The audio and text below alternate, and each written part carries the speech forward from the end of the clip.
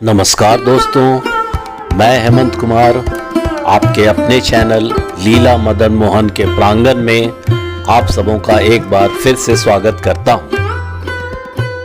श्री कृष्ण महादेव युद्ध, ओखा हरण, एक प्रेम कथा। आज की कहानी दो प्रेमियों के प्रेम की एक ऐसी कहानी है जो कारण बनती है एक ऐसे युद्ध की जिसके एक पक्ष के नायक होते हैं सृष्टि के पालनकर्ता और दूसरे पक्ष का नेतृत्व कर रहे होते हैं सृष्टि के संहारकर्ता। इतना ही नहीं, यह प्रेम कहानी कारण बनती है एक पुत्री द्वारा एक पिता के न सिर्फ उद्धार की बल्कि स्थापित और संयोजित कर जाती है एक समस्त कुल के मान मर्यादा और उसके ऐतिहासिक धरोहर को। इस कहानी की पृष्ठभूमि महाभारत से ली गई है, तो आइए कहानी शुरू करते हैं। महाभारत के कथा अनुसार महाराज बलि के 100 पुत्र थे, जिनमें से सबसे बड़े वीर और पराक्रमी पुत्र का नाम बानासुर था। बानासुर एक बड़े साम्राज्य शोणितपुर का राजा था और दुनिया के सभी राजा ही नहीं बल्कि देवता भी उससे डरते थे। बानासुर भक्त प्रहलाद का प्रपौत्र था। सुखदेव जी फिर राजा परीक्षित से आगे कहते हैं कि हे राजन, बलिराज के पुत्र बानासुर शंकर भगवान के महान भक्त थे। समस्त सृष्टि में उनके समान कोई शिव भक्त न था और न है और शायद भविष्य में भी ऐसा कोई ना हो। बानासुर भगवान शिव की घोर तपस्या एक कंदरा में कर रहा था। कई वर्षों की तपस्या के बाद भगवान शिव बानासुर की भक्ति से प्रसन्न हुए और वहां उसे वरदान देने आए। बानासुर ने उनसे 2 वर मांगे। प्रथम वर उसने मांगा कि उसे अपने पूर्वजों यानी प्रहलाद और राजा बलि से भी अधिक अच्छे कार्य करने हैं, इसलिए उसकी भुजाएं इन सभी कर्मों का वहन करने हेतु सशक्त हो जाएं। भगवान शिव ने यह सुनकर उसे 1 सहस्त्र भुजाओं का वरदान दिया एवं यह भी कहा कि हर एक भुजा में 1 सहस्त्र हाथियों का बल होगा। तुम्हें जब इनकी आवश्यकता होगी ये प्रकट हो जाएंगी। दूसरे वरदान के रूप में उसने मांगा कि मुझे सदैव आपका संरक्षण मिले। इस पर महादेव ने उसे संरक्षण प्रदान करने का वर दिया और कहा कि जब भी तुम्हें मेरी आवश्यकता होगी और मेरा आह्वान करोगे मैं तुम्हारे पास आ जाऊंगा। महादेव से यह वरदान पाकर वह अत्यंत ही शक्तिशाली हो गया। कोई भी उससे युद्ध नहीं करना चाहता था, क्योंकि जिसे स्वयं महादेव से संरक्षण प्राप्त हो उसका काल भी क्या बिगाड़ लेगा। ऐसा देखा गया है कि जब भी किसी दुष्ट प्रवृत्ति के प्राणी के हाथों में कोई शक्ति लगती है तो वह अहंकार से भर जाता है और दुष्कर्म करने लगता है। बानासुर ने यह शक्तियां अपने कुल का गौरव बढ़ाने के लिए ली तो थी, मगर यही शक्तियां उसे अहंकारी बना देंगी यह उसने शायद नहीं सोचा होगा। वैसे तो महान शक्तियों के साथ बड़े दायित्व आते हैं, परंतु मूर्ख लोगों को जब दैवीय शक्तियां प्राप्त हो जाएं, तो उनमें अहंकार भर जाता है और वे दूसरों का बुरा करने में लग जाते हैं और खुद के विनाश को आमंत्रित करने लग जाते हैं। बानासुर भी अपनी शक्तियों की वजह से पूर्णतः अहंकार से भर चुका था। समय के साथ साथ वह और अहंकारी और क्रूर होता गया। बानासुर की एक पुत्री थी जिसका नाम उषा था। उसे ओखा के नाम से भी जाना जाता था। वह एक रात स्वप्न देख रही होती है। स्वप्न में वह अनिरुद्ध नामक एक युवा को देखती है जिससे उसका विवाह हो रहा होता है। सुबह उठने पर वह बहुत चौंक जाती है, क्योंकि उसने वास्तव में कभी अनिरुद्ध नाम के किसी युवा को देखा भी नहीं था। स्वप्न वाली घटना की बात ओखा अपनी प्रिय सहेली चित्रलेखा को बताती है। ओखा की सहेली चित्रलेखा चित्र बनाने में पारंगत थी। वह बिना किसी को देखे सिर्फ वर्णन के आधार पर किसी का भी चित्र बना सकती थी। उसने ओखा के वर्णन के अनुसार एक सुंदर युवक का चित्र बना दिया और उषा को दिखाया। ओखा उस चित्र को देखकर आश्चर्यचकित हो गई, क्योंकि बनाया हुआ चित्र हूबहू स्वप्न में देखे युवक से मिलता था। ओखा तुरंत उस मनमोहक चित्र को देखकर बोल पड़ी कि स्वप्न में मेरा जिससे विवाह हो रहा था वह यही युवक है। अब ओखा की उत्सुकता बढ़ जाती है।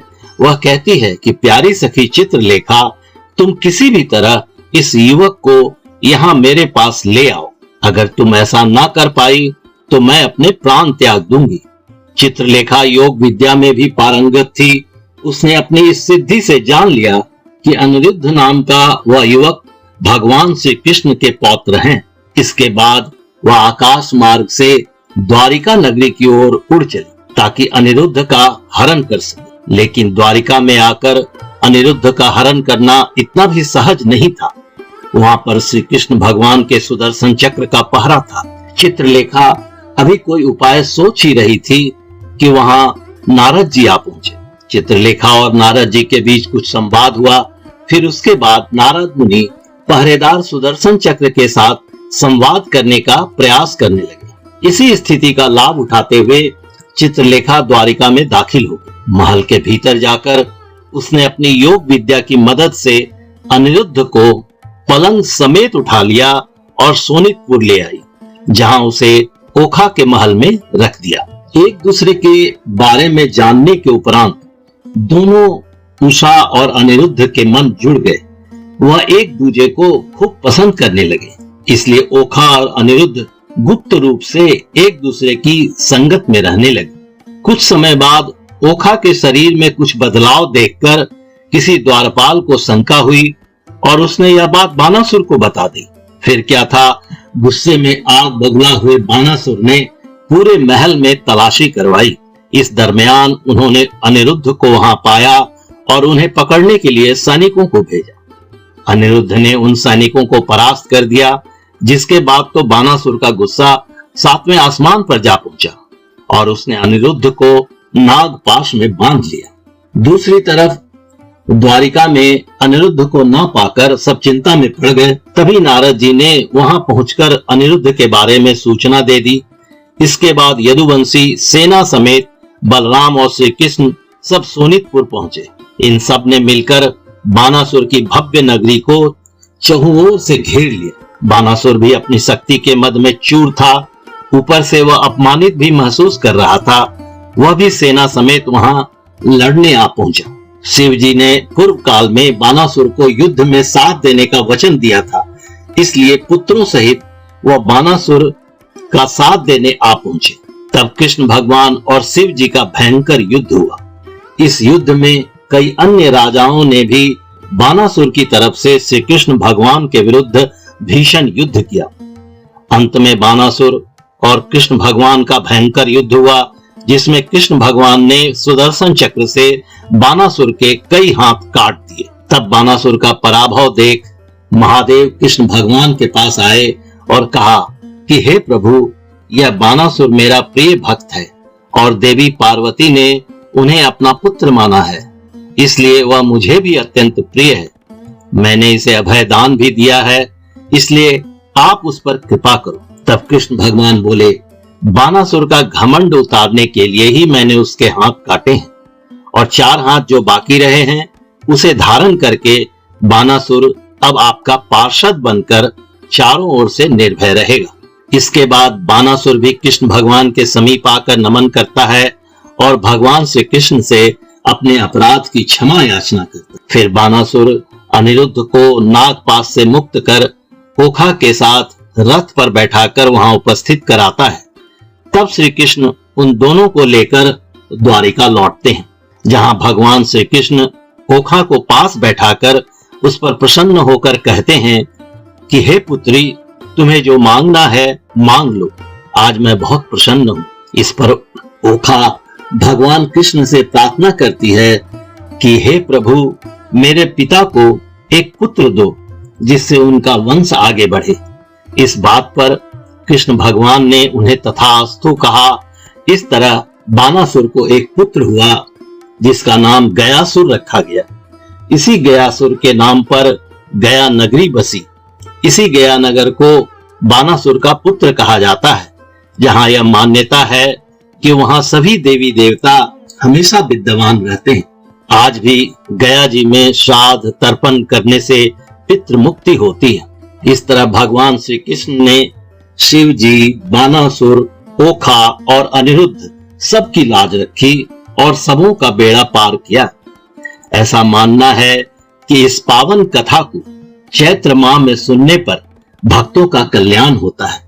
इस कहानी की यह विशिष्टता है कि इसको सुनने से हर और हरि अर्थात महादेव और श्री कृष्ण दोनों की कृपा प्राप्त होती है तथा सारे कष्ट। आशा करता हूँ वीडियो आपको पसंद आया होगा।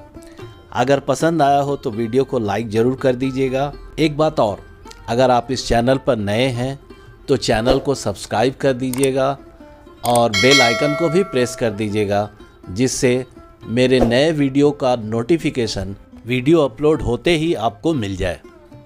तो आज के लिए बस इतना ही। फिर मिलते हैं अगले वीडियो में। तब तक के लिए राधे राधे।